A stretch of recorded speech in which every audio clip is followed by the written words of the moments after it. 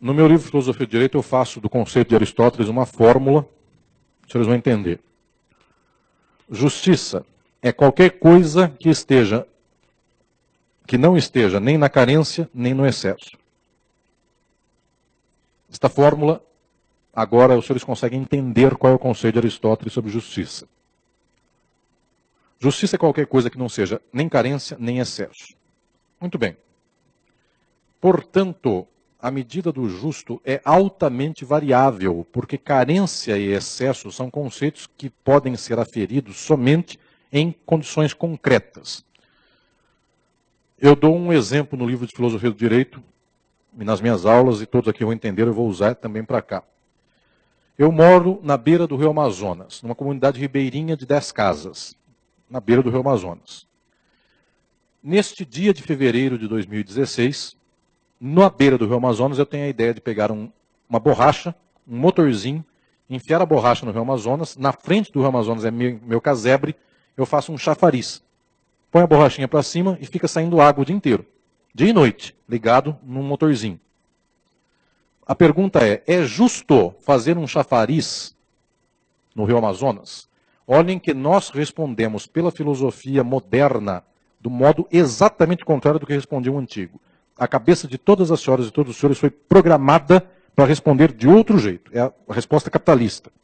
Olhem como Aristóteles responde. É justo eu pegar água e usar na beira do Rio Amazonas? Nós temos a tendência de achar que justiça é normativa.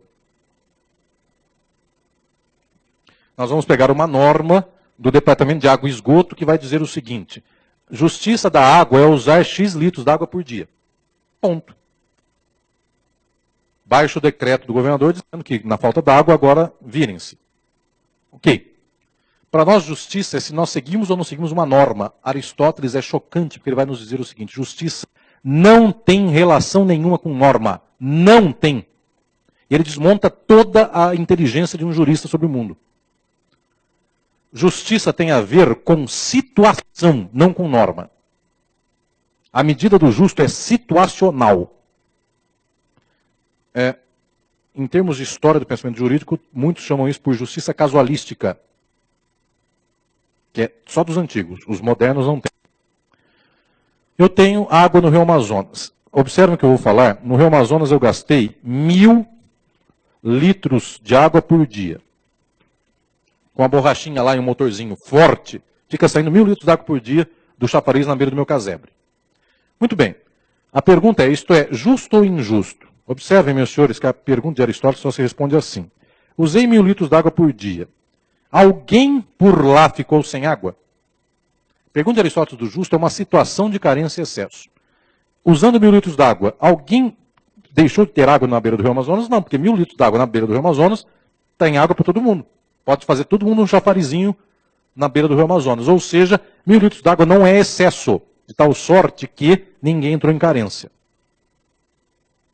Eu corto a cena. Neste dia de fevereiro de 2016, que eu estou aqui a esta plateia, um sheik no deserto do Saara tem um oásis.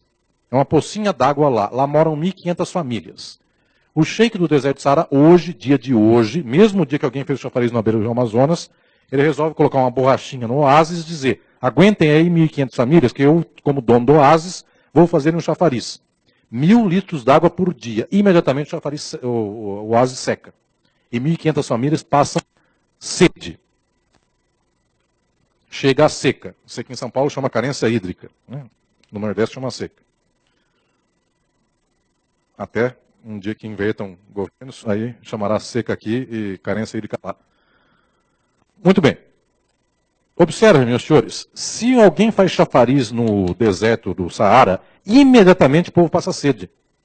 Conclusão, no deserto do Saara, qual é a distribuição justa de água? A distribuição justa de água é isto. E no Rio Amazonas, a distribuição justa de água é isto. Vocês conseguem visualizar o que estou dizendo? Não é X litros d'água por pessoa, é uma situação. Aqui a distribuição é muito pouca, a diferença entre quem tem menos e quem tem mais.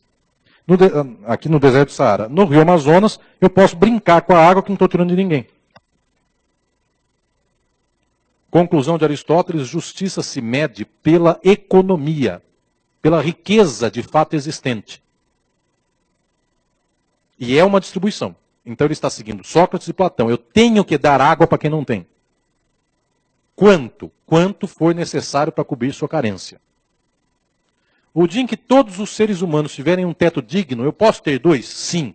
Eu posso ter 14? Sim. Azar é seu que vai limpar 14 tetos.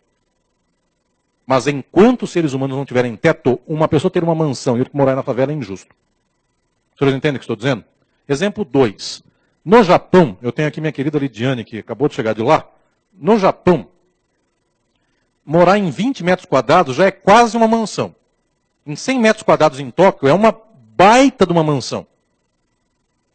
Por quê? Porque Tóquio é uma cidade que foi erigida no meio de montanhas, sobra pouco terreno, e não tem espaço mesmo para colocar não sei quantos, cento e tantos milhões de japoneses naquelas 4 ilhas. No Brasil, cidade de São Paulo, tem terreno de esquina que não tem o que fazer, derruba uma casa, faz estacionamento, sobra terreno por tudo quanto é lado. A cidade de São Paulo tem um território vasto para colocar gente. Muito bem, eu posso dizer no Japão que justiça seja dar 12 metros quadrados por pessoa, porque é o que tem para dar. Então, um tem 12, uma família que tiver 6 filhos em Tóquio, eu dou 22 metros quadrados. É o jeito que eu tenho de não ter carência nem excesso.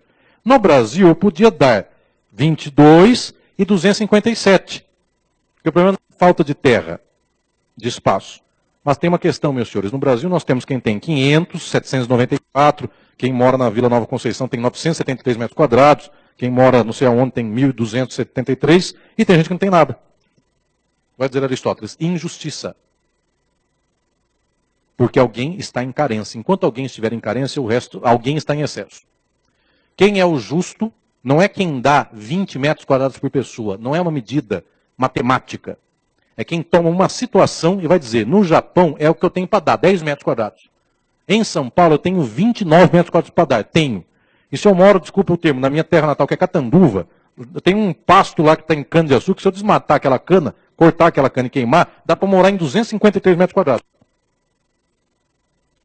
Pindorama, então, que é do lado de Catanduva, eu faço 1.000 metros quadrados por pessoa. Quem é de Pindorama se sentiu ofendido. Muito bem. Não tem aula, não está sendo passada para todos, né, esse curso. É só presencial. Mas sempre tem alguém que vem falar, eu sou daquela região, no final. Né? Parabéns, eu sou de Santander, eu odeio Pindorama. Tem essas coisas. Muito bem, meus senhores. O que eu estou dizendo para todos é que nós temos aqui uma distribuição distinta de carência e excesso, mas toda ela é social. Eu não penso em quem tem registro de cartório de um imóvel, eu penso em todos. Agora vem o genial Aristóteles. Quem é o justo? Juiz, magistrado, advogado, ser humano que não é jurídico, que não tem vida jurídica, profissional jurídica. Qualquer um é justo somente numa condição, quando ele tira do excesso e dá para o carente. Quem tira de quem tem mais e dá para quem tem menos. Então Aristóteles vai dizer que a justiça tem um tipo. Os senhores e os senhores vão entender o que eu vou explicar aqui. Tal qual tipo penal tem um verbo. Os senhores se lembrem das lições do direito penal, ou até quem trabalha na área penal. Cada tipo penal tem um verbo. O homicídio é matar alguém. Roubar alguém, o roubo, etc, etc, etc. Cada tipo penal se identifica por um verbo. Aristóteles vai dizer que cada virtude se identifica por um verbo. Paciência é suportar. Alguém fala e eu escuto. É o verbo da paciência. Honradez é dignar-se nas condições humanas, e que assim vai, cada verbo identifica uma virtude. O verbo da justiça, agora é o clássico, é a mais importante definição da história do que a justiça, vai dizer Aristóteles, o verbo da justiça é dar. É o que identifica a virtude do justo. Tanto é que os romanos, que não tinham vontade nenhuma de fazer filosofia, nem se preocupavam com isso, pegaram Têmis e de que misturaram e dividiram por 2, deu a deusa Justícia. Os romanos, que não tinham definição nenhuma do que era justiça, copiaram a de Aristóteles, é cópia literal. E os romanos definem assim no direito romano, e até hoje vem para as faculdades de direito. Justiça é dar a cada um que é seu. O verbo da justiça é dar. Quem descobriu que o verbo da justiça é dar é Aristóteles. O verbo que identifica a virtude do justo é dar. E o que é dar? Dar é isto. É tirar de quem tem em excesso e dar para quem tem carência.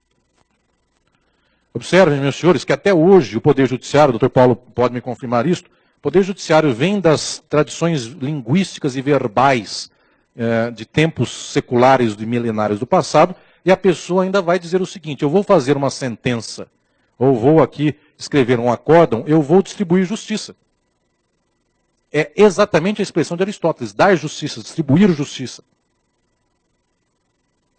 E distribuir justiça quer dizer fazer uma sentença. É isso. Mas a gente vem com a acepção antiga do termo justiça, dar. Muito bem, meus senhores, o último termo.